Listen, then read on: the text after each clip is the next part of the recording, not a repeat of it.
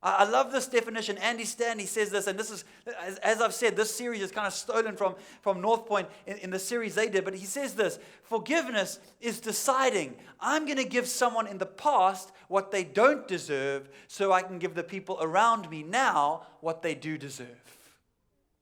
That's what forgiveness is. And if we are able to gather up all of that bitterness, all of that resentment, all of that anger, and kind of take it to the streets and leave it there, then we have the potential to be remarkable, to be heroes in how we respond in an otherworldly way to the people and to the circumstances around us. And this is why this is such a big deal. You know this already, because hurt people hurt people. Yes? Bullied people tend to become bullies themselves.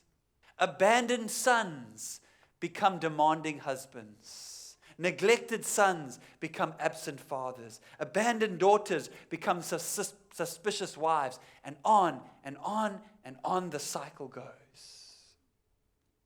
There is a brand, and you know this because maybe this is your story or the story of someone close to you. But there is a brand of hurt from the past that brands us now with a desire to hurt the people around us. And sometimes we don't even know where it's coming from. Now the good news is that if you do the work, if we do the work of gathering up our bitterness and getting rid of our bitterness, or let me say this in a better way, if we allow Christ to do that work in us, because this is not about try harder. That's not the Christian message. That's not what grace is. I mean, if you went home in the last couple of weeks and you tried harder to be quick to listen, slow to speak, how many of you know you're going to fail on your own?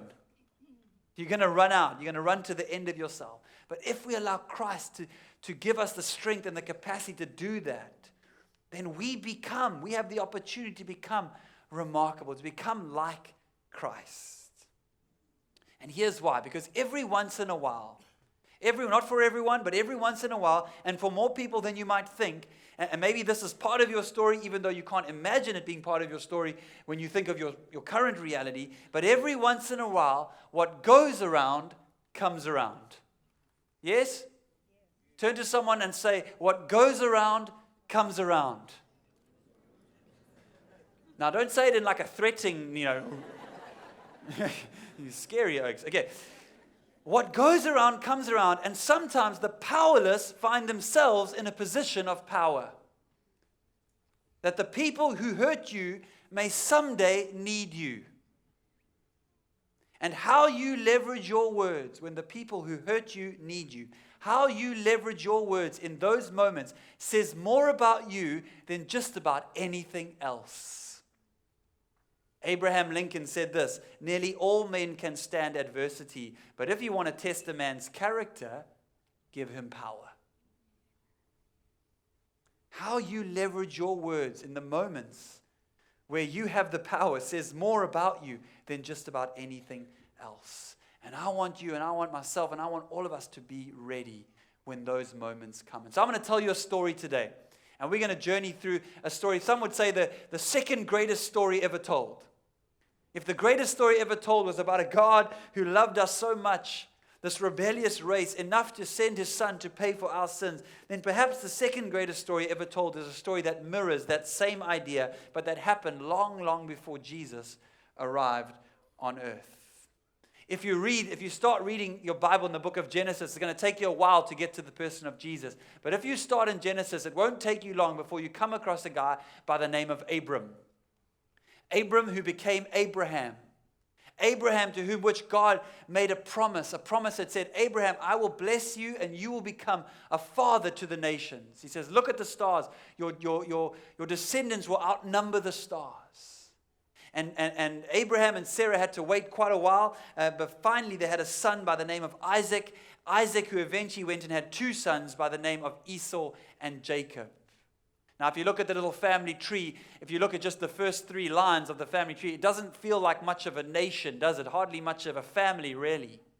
But then Jacob goes on to have 12 sons who would become the 12 tribes of Israel.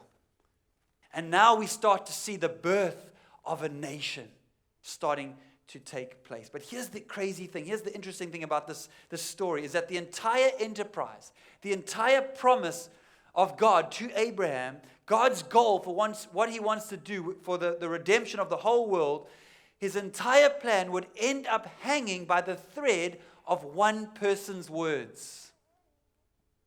One person's word. In fact, the entire enterprise could have easily fallen apart based on a single sentence from a single person. And that person was Joseph.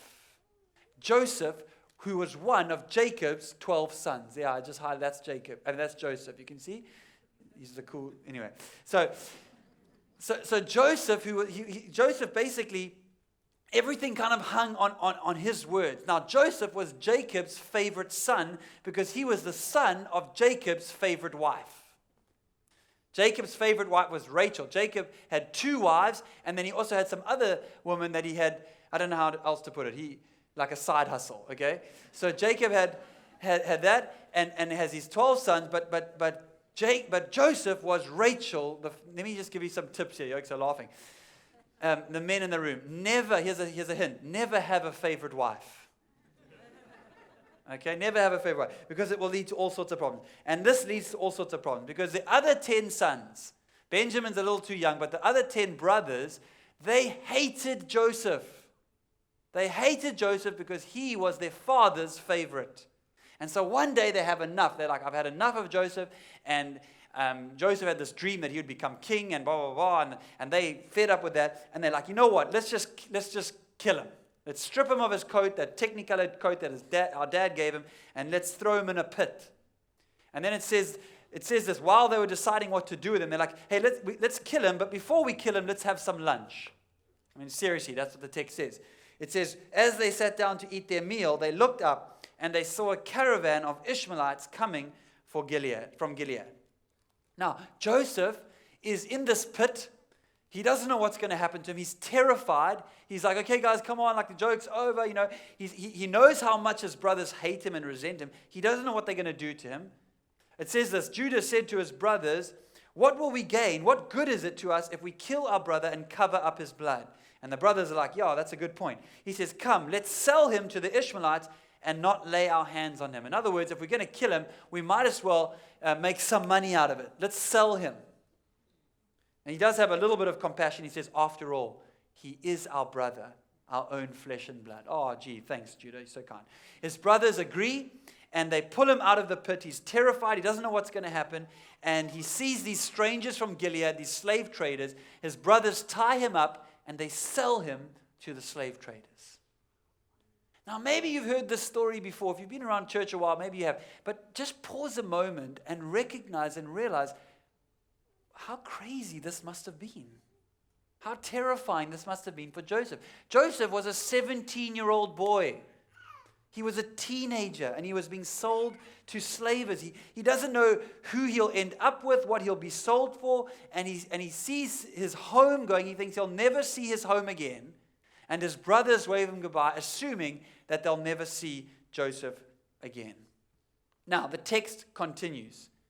Joseph had been taken down to Egypt, and Potiphar, an Egyptian who was one of Pharaoh's officials, the captain of the guard, bought him from the Ishmaelites who had taken him there. And then perhaps the strangest part of the story, in fact, this next line, it's kind of, or this idea becomes the theme of the story. It's repeated throughout the story. In the midst of all this chaos, the author tells us, and the Lord was with Joseph so that he prospered. Now, if you're anything like me, when I read that line, to be honest, I'm going, prospered? What are you talking about, prospered? No. If the Lord was with him and he was prospering, then he would be home with his dad and his 10 brothers would be in jail. Right? I mean, that's justice. He'd done nothing wrong. And now he was being sold. If God is with someone, don't good things happen? And throughout this story, this is kind of the theme over and over again, that God was with him. And the amazing thing to me, and perhaps the message for you and the takeaway for me, is that not only was God in some mysterious way with Joseph through this ordeal, but Joseph chose to live as a man that God was with. That's how he chose to frame his circumstances, and it changed everything. And I sense that that's a message for someone here this morning, that you feel like God has left you. You feel like He's abandoned you. And you're starting to live as if God is not with you. But let me just tell you, I'm here to remind you, God never left. He never left you. The fact that Joseph decided to live his life as if God was with him rather than God having abandoned him is truly remarkable. Well, eventually Potiphar, the guy who buys Joseph, notices that Joseph is a very talented person. He's a leader. He's got a gift of administration. So he puts Joseph in charge of his entire household. The problem was Potiphar was not the only one who noticed Joseph. Potiphar's wife also noticed him. And she demanded that Joseph sleep with him. Now again, this is, you can't make this stuff up, guys. This is like Game of Thrones in real, you know what I mean? Like, this is going on. And let me remind you that this wasn't a request by Potiphar's wife. This was a command. You don't make requests of a slave. A slave doesn't say no. A slave just obeys. But for the first time in her life, perhaps, Potiphar's wife hears a no. And it infuriates her. But I love the reason that Joseph gives. He says this, "How then could I do such a wicked thing and sin against God?" And again, I'm like, God? You mean the God who's done nothing for you lately, Joseph? The God who watched as you were sold by your brothers? The God who stood by, did not intercede, who did not come to your rescue? This is the God, Joseph, that you continue to remain faithful to. Help me understand. And Joseph holds the line. And the scriptures say that Potiphar's wife was persistent. Day after day, she tried to get Joseph to sleep with him. And day after day, he replied the same, no, no, no. And finally, she's had enough. Finally, she's tired of the guilt. She's tired of this rebellious Hebrew slave. And she accuses Joseph of trying to rape her. Now, Potiphar has nothing. He's kind of furious. He throws Joseph into a prison. It says this, the master took him and put him in a prison, the place where the kings, the Pharaoh's prisoners were confined. And then again, this author brings us back to this theme, this line. But while Joseph was in the prison, the Lord was with him. In fact, it says God showed him kindness and granted him favor in the eyes of the prison warden. Again, I have to ask, whoop-de-doo. Who wants favor with the prison warden? If you have favor with the prison warden, things are not going well for you. But it says, while he was in the prison, the Lord was with him. Now you've got to say, if the Lord is with you, you don't go to prison. Surely that's how it works. Surely good things happen to good people and bad things happen to bad people. And if you're faithful, God will it's all supposed to work out, right? But this story and many, many others in Scripture reminds us of something that all of us need to be reminded about every once in a while. And that is this, that bad things have been happening to good people for a long time. That's just how it is.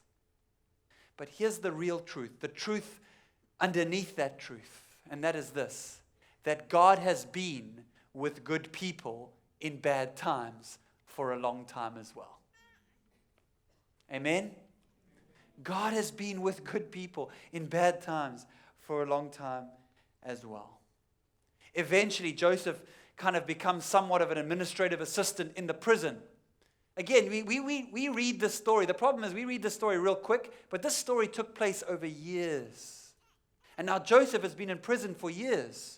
And he becomes kind of the administrative assistant to the warden. And so it's kind of like in the Shawshank Redemption. You remember Andy Dufresne becomes the assistant to the warden. But he doesn't want to be there.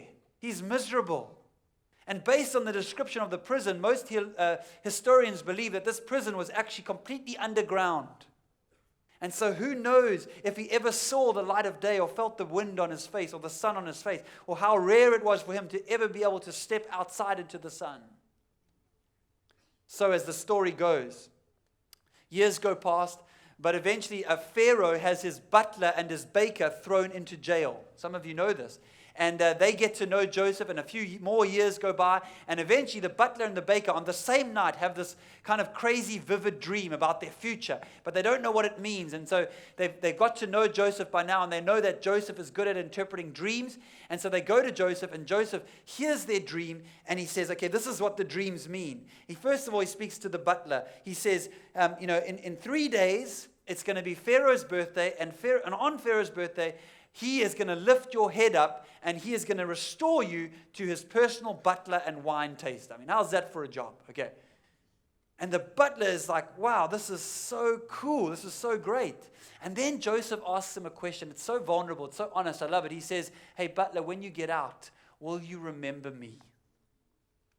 Just remember me. I'm rotting away here in prison. I've done nothing wrong. Tell someone. Tell Pharaoh. Maybe you can help get me out of here. And the butler assures him if he gets out, he'll definitely remember him. Now, the baker is listening to all this, and he's thinking, wow, that's exciting. I wonder what my dream could mean. And he goes to Joseph and says, what does my dream mean? And Joseph says, hey, you know what? Your head will also be lifted up. Unfortunately, it's going to be lifted up off your body. Again, this is like Game of Thrones. We're Ned Stark suddenly, So he's like, oh my word. Now, I don't know why, but Joseph doesn't stop there. He says, and then your body is going to be impaled on a stake, and the birds are going to come and eat your flesh. I would have done it a little differently if I was Joseph. I'd probably been, hey, bro, listen, these dreams, they're hard to interpret, and you never really know, and why don't we just, let's see what happens in the next few days, But he doesn't do that, and true enough, 3 days later, one of them is beheaded and impaled, and the butler is restored. Now, put yourself again in Joseph's position. The butler has been restored to Pharaoh, and you've asked the butler to remember you when you get out. And so you think, well, maybe today's the day. Maybe today's the day I'm going to get out of this place. I've been here for years, maybe today. And 1 day goes past, and 2 days goes past, and 3 days goes past, and a week, and a month, and a year. And the scriptures tell us that the butler completely forgot all about Joseph. And maybe again, your story is this story. Maybe you feel like you've been forgotten. And the years go by, and another year, and another Christmas, still alone, still single, still depressed, still confused, still doubting, still sick, still injured. For all Joseph knew, this was his lot in life for the rest of his life. But day after day after day, he continues to live as if God was with him. It really is quite something. Now, I'm going to fast forward the story, but fast forward, Joseph is now 30 years old. Remember when he arrived in Egypt, how old he was? 17. It's been 13 years. Pharaoh has these dreams that are kind of vivid, and he believes they mean something for his future, but he gets all his wisest people, his counselors, his magicians, his courtroom, and they can't interpret it. So the butler remembers. Hey, there was that guy in prison years ago. I don't even know if he's still alive. I don't even know if he's still there. I don't even know if he's dead or whatever. But he can interpret dreams. And he tells Pharaoh. And the scripture says, Pharaoh sent for Joseph, and he was quickly brought from the dungeon. And when he had shaved, because he was a mess, and when he had changed his clothes, he came before Pharaoh. And Pharaoh said to Joseph, I had a dream. No one can interpret it, but I've heard it is said that when you hear a dream, you could interpret it. And then the words that Joseph utters next is absolutely staggering. They're probably some of the most courageous words that have ever been said. I mean, this is his chance to kind of, get right with Pharaoh, get out of jail. And then he tells Pharaoh, just before Pharaoh even tells him the dream, Joseph responds, he says, I cannot do it. I cannot do it. And I'm sure the butler is just sort of slightly, backing up. Like, oh my word, I'm going to get thrown in jail again. I vouched for this guy, blah, blah, blah. But then he says this, Joseph replied to Pharaoh, I cannot do it, but God. Say, but God. But God will give Pharaoh the answer he desires. You've got to understand the context, guys. Pharaoh was God. Remember? Pharaoh was God. And people would tell Pharaoh every day there was a job. Literally, his job was to whisper in Pharaoh's ear, you're a god, you're a god, you're a god, like Caesar. And Joseph was saying, hey, you know what, God? You know what, Pharaoh? You're a little g God. But my big G God, he can interpret the stream. He has the answers. And I'm telling you, the court would have probably just gasped in horror, because then not only does he speak to Pharaoh like that, he actually starts to give Pharaoh advice. The whole courtroom must have erupted. I mean, this kid still smells like dungeon. Who is this Hebrew slave telling the Pharaoh, the most powerful man on the planet, what to do? But Joseph, he does. He says that. He says, here's what your dreams mean. And then real quickly, I'm not going to kind of cover the whole thing, but basically he says what's going to happen is there's going to be 7 years of plentiful harvest, and then there's going to be 7 years of a terrible drought. He says, in the harvest years, store up the grain, build granaries, take 20% of the grain and store it away. People won't even mind, there'll be so much grain. And then when the time comes, when the famine hits, you've got all this grain stored up and you can sell it to the people. And I mean, Pharaoh, he's loving this because this is going to make him even more powerful, even more rich. And so he says to Joseph, he says, the plan seemed good to Pharaoh and all his officials. So Pharaoh asked him, can we find anyone like this man, one in whom is the Spirit of God? Big G God. Then Pharaoh said to Joseph, since God has made all of this known to you, not only what's going to happen, but what we should do about it, there is no one so discerning and wise as you. You shall be in charge of my palace, and all my people are to submit to your orders. Only with respect to the throne will I be greater than you. I mean, he makes Joseph the prime minister of Egypt. And let me tell you, this is much better than being the prime minister of England. Because you don't get a Brexit pass. You know what I mean? That's like a dummy pass. He's got power. And Joseph gets to work. He prepares the nation. He builds the granaries. He builds the storehouses. He organizes the whole thing. And exactly what he predicts happens is 7 years of plentiful, 7 years of drought. And the drought gets so bad, it actually spreads up north to where Joseph's family are living. And we pick up the story there. When Joseph's father learned that there was grain in Egypt, he said to his sons, why do you just keep looking at each other? We're starving to death. I have heard that there is grain in Egypt. Go down there and buy some for us so that we may live and not die.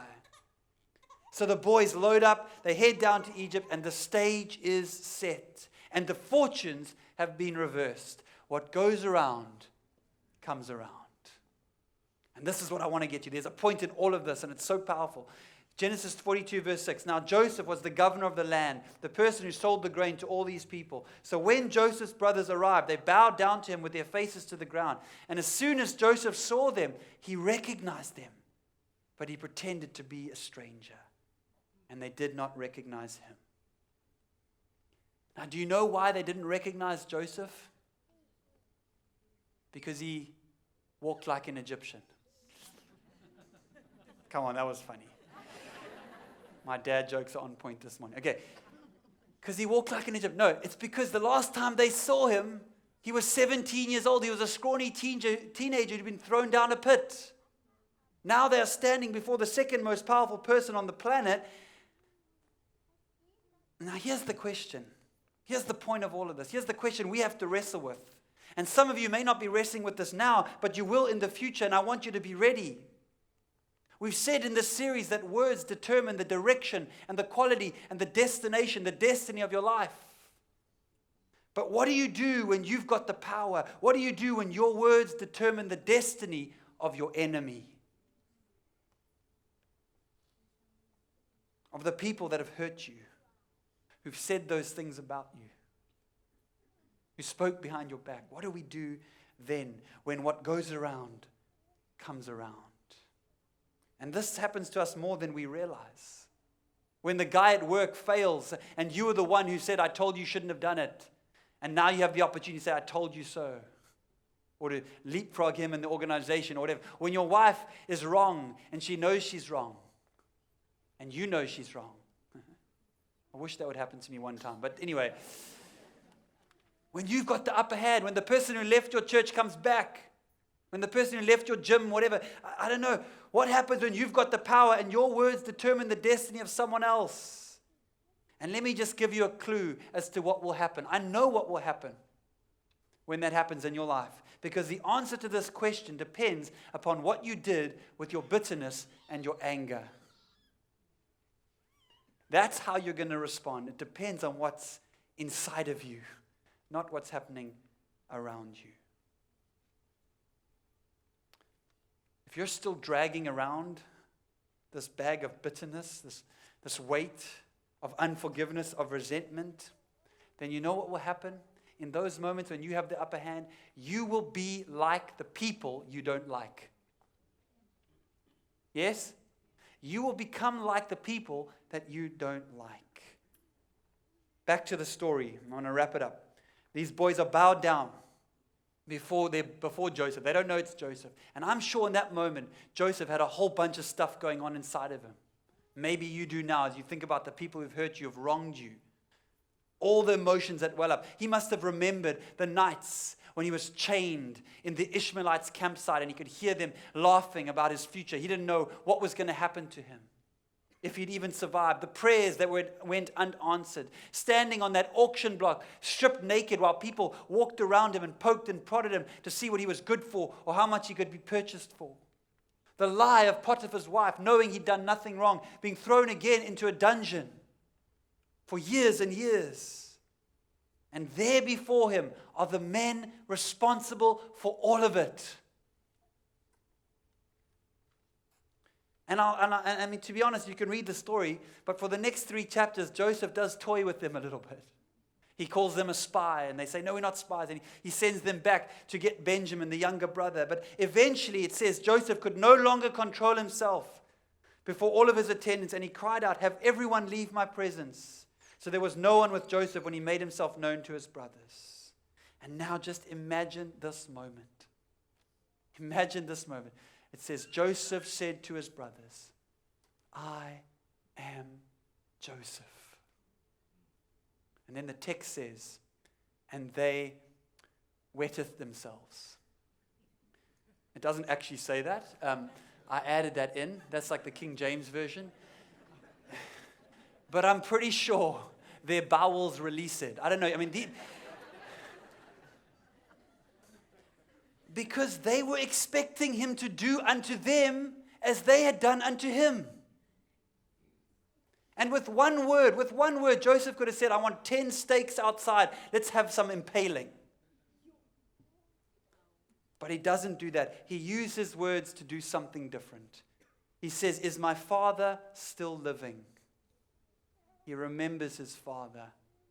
He doesn't even know what's happened there. It says, but his brothers, I mean, this makes sense. His brothers were not able to answer him because they were terrified in his presence. Because when they'd heard these words, I am Joseph, I mean, all those memories would have come flooding back for them. But they did not need to be terrified in his presence because Joseph had lived all those years as if God was with him during his absence, and he had learned how to keep bitterness at bay. I want to ask you, have you learned that yet? Have you learned how to keep bitterness at bay? You can't be a builder if you're bitter.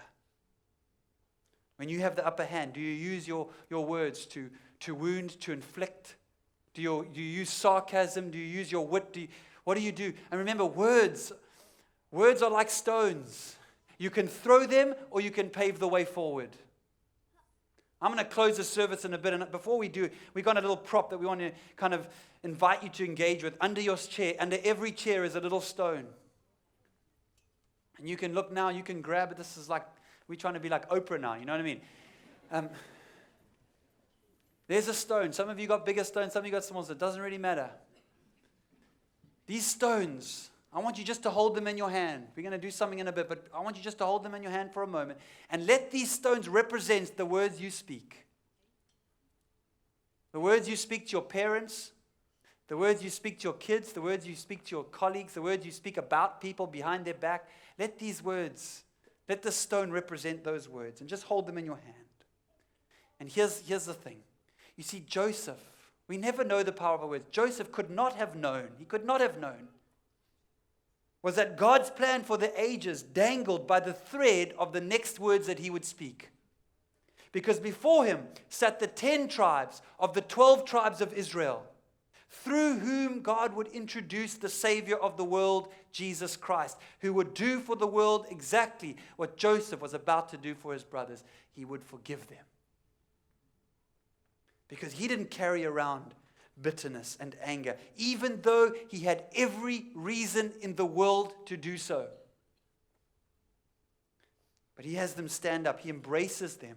The scriptures say, he says to them, go home, get your family. I'll send an escort with you. I'll send so much grain you'll have more than you need, and bring them back. I want to hear about your kids. I want to meet your grandkids. I've missed out. And you know what? I will take care of you and your families for the rest of your lives.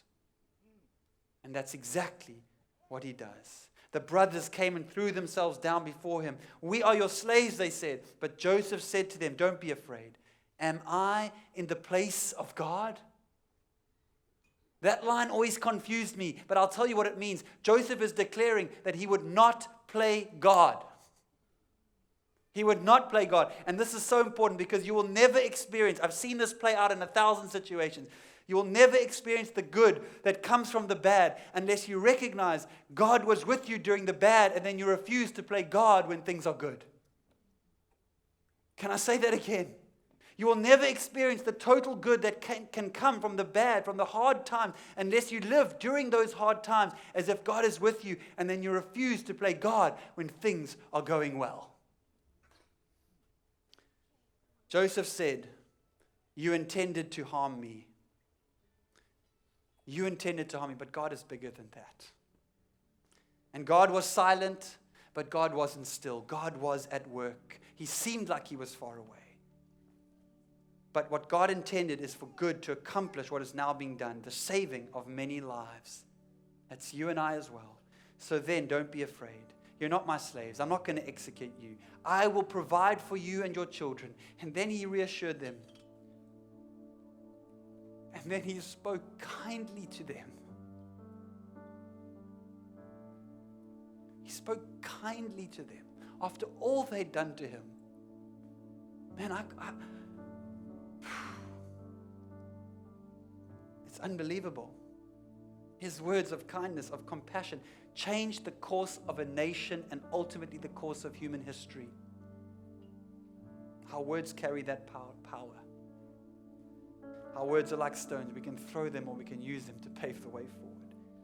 And one day, maybe one day soon, you may find yourself in a situation where you have power over the person or the persons who took from you, who hurt you, who harmed you, who stole that first marriage, who stole your childhood, who stole the opportunity for you to raise your own children. And you don't know what's going to come around. And in those moments, you and I will remember what they took. We'll remember what they said and did. But in that moment, our Heavenly Father is going to invite us to remember something else. To remember that God was with us. And in that moment, you have a decision, I have a decision to make. What will we do when our words determine the destiny of those who've hurt us? Will we pay them back, or will we use our words to pave the way forward? The choice is ours.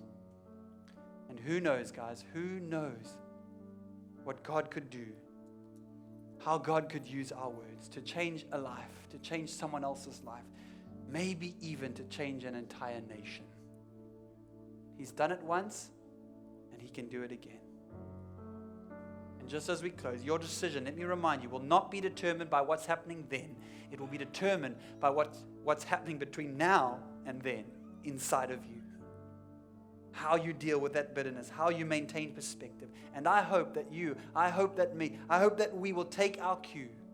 I will take my cue from the one who gave his life for us, Jesus. Not from the ones who took life from us. Not from the ones who's abandoned us, but from the one who is with us. And if you do, and if I do, and if we do, Grace Family Church, we will become, in that moment, we will become like our Father in heaven. And we will be free. I'm going to ask you to stand as we close. Now we're going to do something a little different as we close. As I kind of dismiss you, I'm going to give you a few options and feel free to do whatever you need to do. But I want you to take that stone. Some of you may want to take your stones home with you. as a reminder of the power of your words. And maybe put it by your mirror, your dressing table, on your office desk, somewhere where you see it every day. Then it can remind you of how you're going to use your words, not to throw, but to pave the way. Maybe you want to take this moment to bring your stone forward, because what we've done here is kind of a symbolic gesture, as an act of surrender, as an act of letting go of our own bitterness, of our own resentment, forgiving those who don't deserve our forgiveness, so that we can live present and free with those we live with now. And so you can take your stone and you can just place it on this road as a symbolic gesture of saying, I'm not going to throw my stones, I'm going to use them to pave the way. And you can place your stone wherever you want. I mean, we've got a little windy road here. You can place them wherever you want. Although my OCD says, please place it in the windy road that we've laid out. And you don't have to rush it, but you can make your way forward. We'll have volunteers up front who'd love to pray for you as well. And then just take your time. And then we are going to be showing the rugby, probably about 10 minutes time. We'll show the last bit of the rugby. You can hang around for that. But let's use this moment. We're going to play a kind of an upbeat song about the power of our words, because I don't want to leave you feeling depressed. I want you to kind of walk out saying, this is exciting. We get to use our words to do something great. So when you're ready, make your way. Take your stone. Have a great week. Go Boca. See you next time. Invite someone next week. And we'll see you next time. Thanks so much.